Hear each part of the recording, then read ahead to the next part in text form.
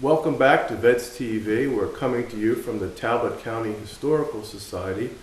We're now in actually the conference room of the Historical Society, which contains a series of old paintings from Talbot County history.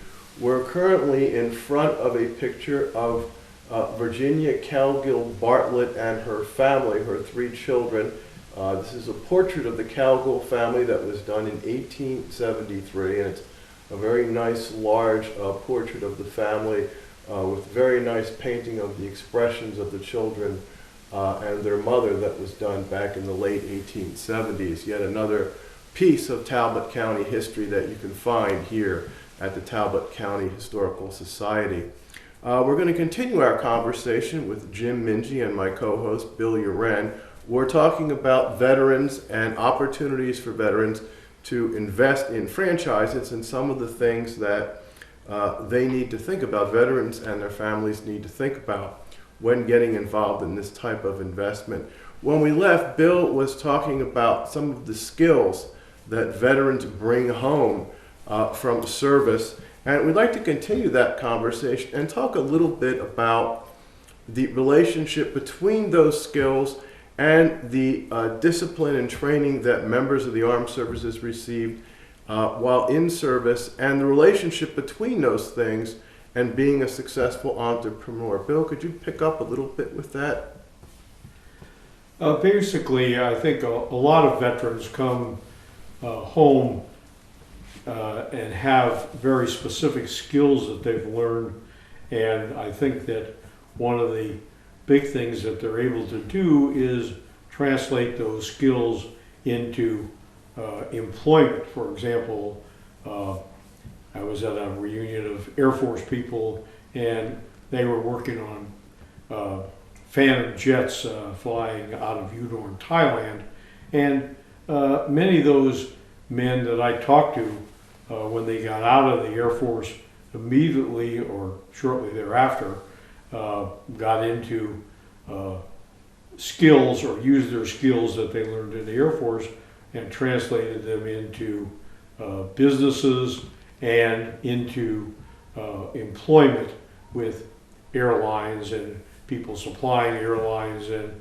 Boeing and all the different things that are involved with the airline business. And some of those, of course, were small businesses that supplied parts and other things that are needed for the Air Force or for the civilian air community. And so I was interested in having Jim talk a little bit about trying to apply the skills and discipline you've learned in the military to employment. And I think he has some words to tell us about that and help veterans find jobs and find not only jobs but find businesses they can go into to use the skills they learned in the military, and let him talk about that.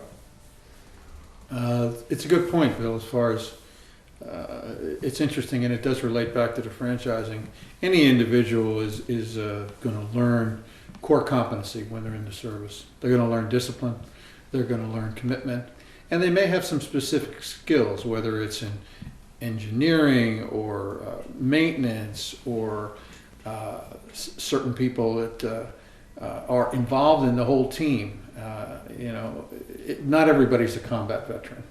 The minority of people who are supported by a huge network of people that are involved in avionics, in logistics. And these sort of skill sets may apply to small business, or they could just apply to a commitment in life to go forward in a particular area. It's very interesting that the core ones to me is everybody who goes into service gets discipline, gets a commitment, and not only a commitment to the mission, but a commitment to their team. Now, someone coming out of the service right now who might be interested in franchising, I can do a good analogy because right now there's a program that's sponsored by the International Franchise Association, IFA. It's called VetFran, and veterans can go there. It's vetfran.org. And about 300 franchisors are offering discounts and major things to these veterans, which on the surface you look at it and say, what a great thing for these companies to do for our veterans. But as a businessman, I look at this and say, they're getting a great franchisee. They're getting somebody who has discipline, and they know that even if they give them the discount up front to buy their franchise, they're probably going to make it back multiple times over because of that particular veteran franchise is going to be the highest quality of franchisee that they have. So these skill sets that you're talking about can apply to franchising, they can apply to starting a business, they can apply to going into a major corporation. All of these veterans have strengths that they can use in their life's endeavors. And that provides a foundation, a beginning point from which you can work. And let's work from there. We'd mentioned some of the things that your organization and other agencies and organizations have to offer. In terms of looking at those things and thinking about those things, what should veterans think about? We talked a little bit earlier about some of the considerations they have to take into account. But as they approach all of this and they look at all of this, because it's a massive amount of information when you think about it, and also you mentioned the franchise organization itself. I want to get back to that in a minute because I want to talk about the fact that some of those opportunities include waiving the initial franchise fees too. So we want to talk a little about some of the opportunities that are available that way. But talk a little bit, if you could, about what it is that veterans are going to be looking at as they come into this process, and how you can walk them through it in a little more detail, how they'll be interacting with these various agencies, what those agencies will expect from them and organizations, and how you can help them to work with the criteria that's there and to find out what's a good fit and how to make it work. Good points. I think that what we try and do, what we can really add value to the veteran is pretty simple. They're trying to figure out what they're going to do. We have to try and help them to decide what's next. So we provide an initial evaluation of where they're at, and we try and point them in a direction that is what's next. There's certain resources available like SCORE, which is essentially a mentorship program. There's also programs that are like the American Corporate Partners that provide a senior executive as a mentor for a year. There's programs like the Entrepreneurial Boot Camp for Veterans with Disabilities at Syracuse University and other major people. So our role is to basically say, veteran, if you want to pursue this, and you may not end up making that decision in a small business, here's what we recommend to start building your decision tree. That's our good value. We do have access to some capital through the TEDCO Veteran Opportunity Fund, but that's at the other end of the line. What we want to do up front is try and help that person know what their next step is. Because it is in fact a process. Absolutely. And people need to understand that in order to be successful, you do have to work through that process one step at a time and be prepared to meet the requirements of each step in that process. Yeah, and that's why on the franchising side, the franchising industry has been developing this process for many years. We're doing that intentionally because it can help a person be more successful because of the existing process or system. It also is more financeable because institutions look at it and say it's got a less chance of default or less chance of failure. So that process provides a good way to understand whether or not you want to get into it. And I tell people also they may want to get into a business that has franchises, and they should evaluate whether it's better to do it on their own or do it with someone else's system. In either case, though, you're going to have a process to learn that system or to develop your own. And that's important. And Bill was alluding to that earlier about learning what's available, making use of it, but also having the skills and the discipline and the training to make use of it. And tying that all together is really what a veteran has to do. Bill, could you address that just a little bit further in terms of implementing all the things we've talked about, what veterans should be thinking about as they enter the process, but also as they walk through it? What do they need to think about? What do they need to prepare themselves for as they make this transition from service, military service, to business person? Well, I think the big thing the veteran has to realize is, as you pointed out, none of this is going to happen in an instant. I think when the veteran leaves the service and goes out, he needs to look at and plan for the future, and which is a long-term kind of thing. And I think, unfortunately, many veterans are looking for some instant, way of handling this problem. And unfortunately, generally speaking, it's not going to happen in an instant. It's going to take some time, some planning, some thought process.